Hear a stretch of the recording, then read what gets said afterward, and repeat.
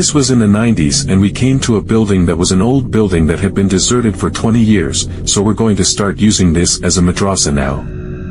When we came there, we started living in one corner and we're going to slowly start using the rooms, and this place had 120 rooms and it was massive, and it had a west wing and east wing, and kind of like a plot in between which we were using. One of our teachers said, "Don't go to the west side of the building." As young boys, we took it as a dare upon ourselves and we went into the west side in broad daylight 12 o'clock. We're walking and we were holding our arms and walking together, about a good 7 or 8 of us. As we're walking we can hear doors banging.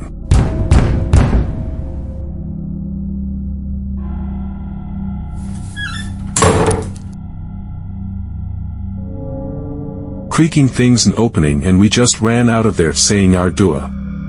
Now you can imagine that this place was really spooked up. Now what happened is that one of this young kid at 13 years old, I'd say from Bangladesh, he didn't know a word of English, forget anything else right, he just knew Bengali, and he was the quietest kid you can imagine.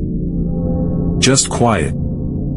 Just sticks to himself, and he's trying to become a hafiz of the Quran, and he only has done one juz. So one day what happens is that he sort of strays off and he goes over to the other side and he comes back, and no one sort of takes much notice of him, but he comes back in the evening when all the students sit together and started reading. He came with his Quran up to his teacher, and you can imagine a kid who's not good in Quran, who doesn't know a single thing, he comes with a Quran to his teacher right in front of him, and he says to him, "Test me," and he doesn't say it in English but he says in Arabic.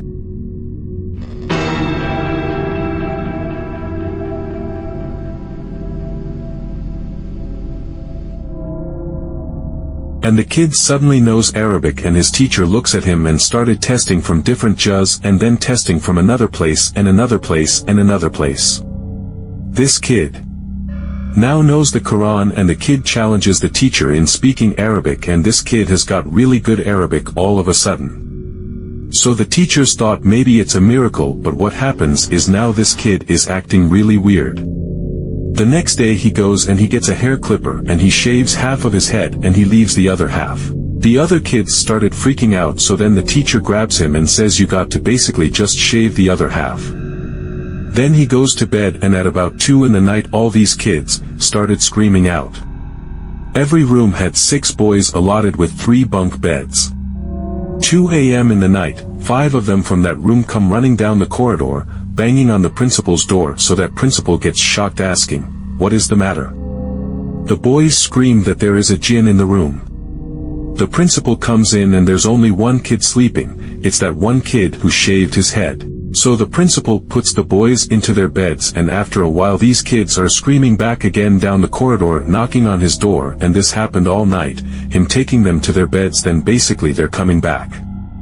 The boys said they could hear all across the walls something dragging its nails.